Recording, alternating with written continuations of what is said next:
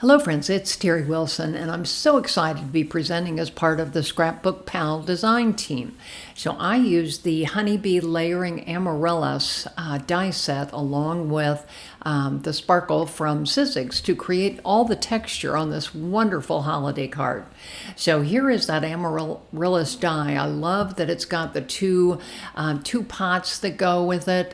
Here is the Heart Be Light sentiment set, and it has a coordinating die set that I've used today.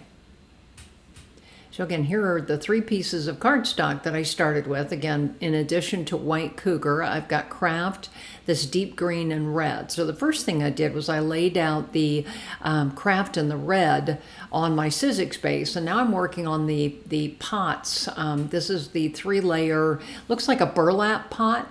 Well, I wanted those embossing images to show up, so I pulled out my vintage photo archival ink, and I ran it across the top and then carefully set it onto the Craft cardstock and then ran it through my die cut machine. And look at the additional texture that you get when you add color to your dies. And again, you've got to use our archival permanent ink, not a regular die ink or anything, because it'll bead up on the dies. So again, I'm just kind of pulling out all of the layers here, all of the red layers. So again, this is kind of a single flower, and again, I did end up using 3 blooms on this particular card. But what I'm going to do right now is I'm going to pull out my Altenew mini brushes, and I'm going to use Fired Brick and Rustic Wilderness ink colors, distress ink colors, to go ahead and color some of the pieces to add some dimension to them. So again, I started again with the blending tool, and I'm going to work on the base first because that's the one that needs to be the darkest. So I moved it over to a piece of white paper, and I'm just kind of going to mess that up here as I'm ink blending. So again, just making sure that I at least get the embossed areas of these die cuts colored with the darker colors. That, because again, these are layering dies, and so I didn't have to color the entire thing. On the base layer, I just colored a lot of it. On the subsequent layers, I just kind of focused on the deep inside sections of the flowers. That's really where I wanted to add my color, so that I could highlight and really make this floral bloom pop. So again, I'm just working on all of the bits and pieces here, and then I'll go ahead and turn my paper over here and work on the green. I just really kind of working on the base of the leaves here. So again, just kind of adding the deeper color. And again, I love these blending tools. I use them all the time. You can just, vary the pressure you put on. And again, of course, distress inks. I've been a big Tim Holtz fan for a long time. So love all of his inks. So again, here's all the pieces as parts here, and as you can see, I've now got 3 blooms on there. I've got lots of leaves. So what I'm going to do is I am going to glue them together using my Nuvo glue, and then I'm going to go ahead and pop up the top layer.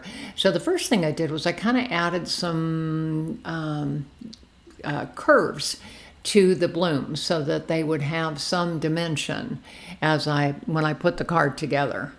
And so again, I'm using my Nuvo glue here, and I'm just, as you can see, I'm just gluing the bottom so that I have a little bit of depth in my floral blooms. So again, kind of working on the set of 3 because I decided to use 3 blooms on my final card. So again, just layer by layer, we're going to put it together. That was the second layer. Then the next layer is the one that has the stamen parts, or the stamen base in it. And so you can see I don't have a lot of color on these top ones because again, I wanted, the darkness to be at the center of the flower, and then as the bloom moved out, it's much lighter, and so it gives it that appearance of being popped up. So again, here just gluing away. This is so much fun. So I went ahead and added glue to the stamen, and then you saw me kind of drop it on a paper towel, and that's just simply to reduce the the gooiness of the glue. I just I don't want a whole lot of glue on there because then it'll ooze out. So again, want to make sure I have the right amount, but again, not too much. So again, I'm using just a tweezers there to help me hold on to it. And so we're adding the glue.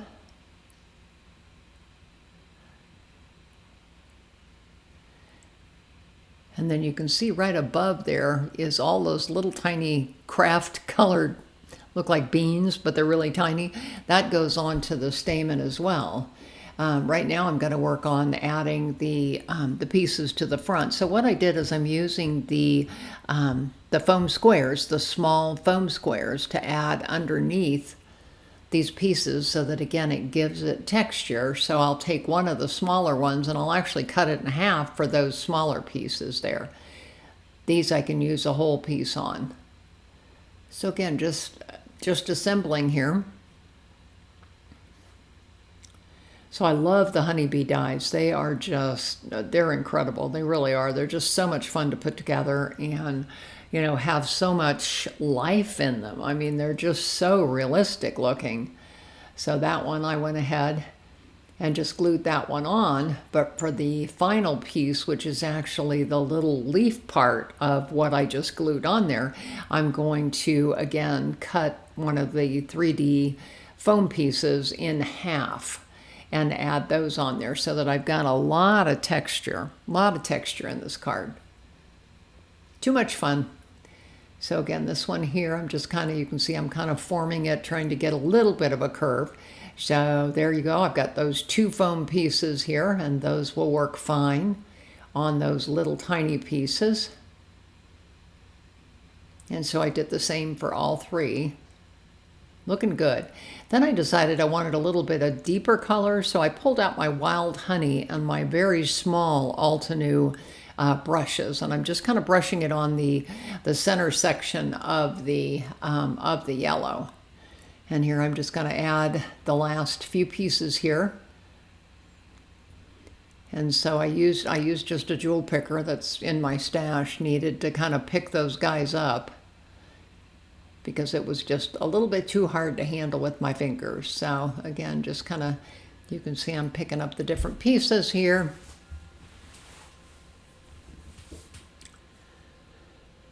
Kind of looking for the correct ones. It's interesting, all four of the little stamen parts were different, so you couldn't mix them up. So I was trying to get them all in there in the correct place. So the burlap basket, I loved that thing, and you can see that I popped up that center part to give it some depth. So right now what I'm doing is just using my Nuvo glue, and we're just kind of putting that scene together. So I actually have two of the little bulbs in this burlap bag.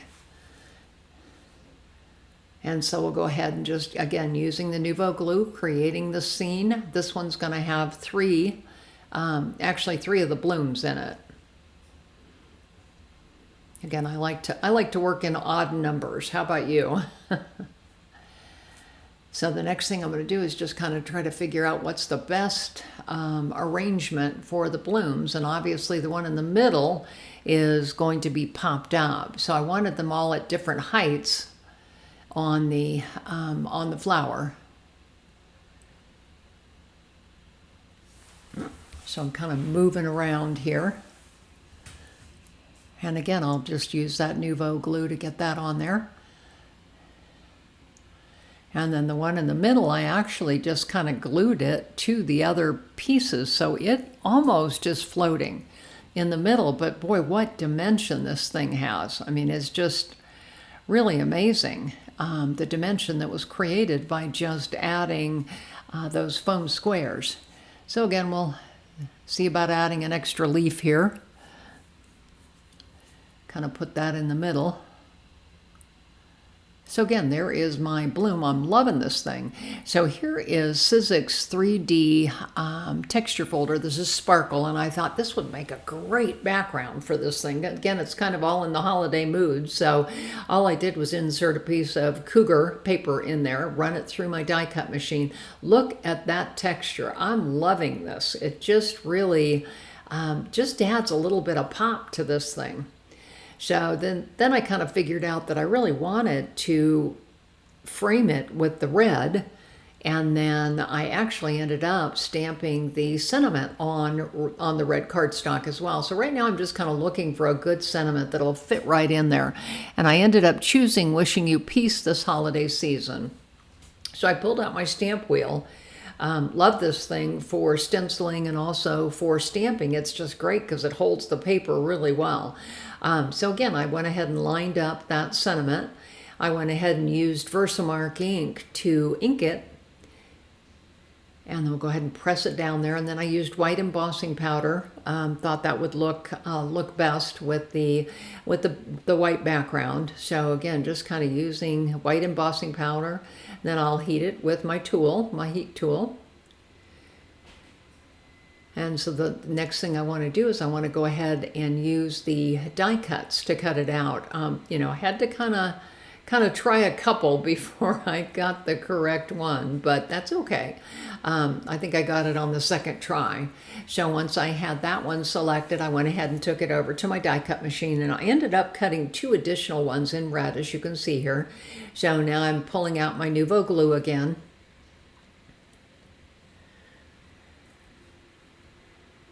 And so we'll go ahead and put that on there.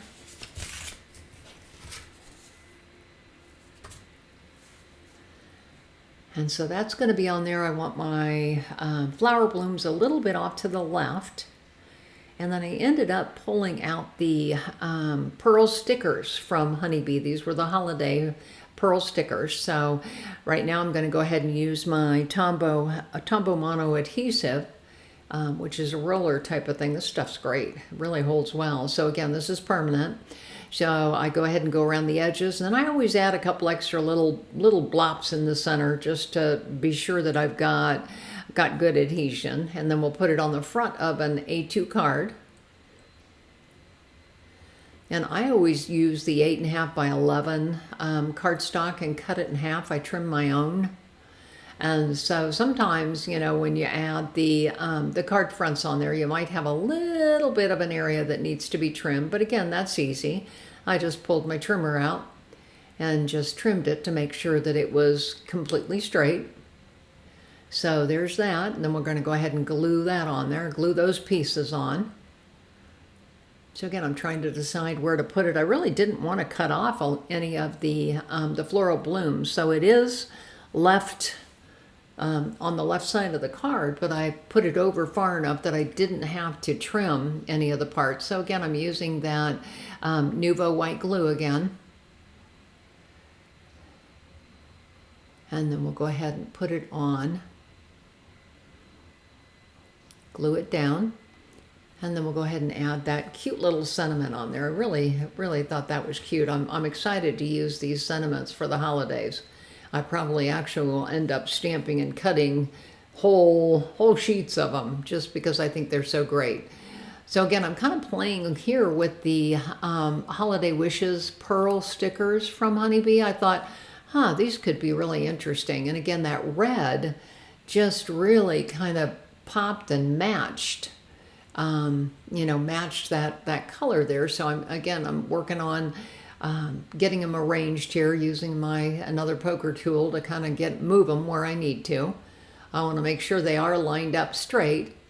And then I ended up adding one more below to kind of balance it out.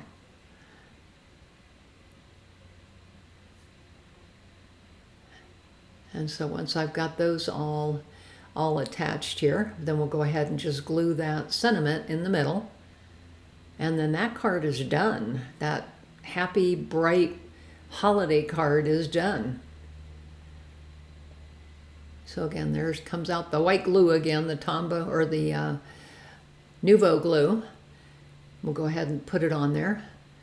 And then again, there is your finished card. So again, it's Teri. I hope you've enjoyed this, this tour. Again, all the products are available on ScrapbookPal. Have a great day.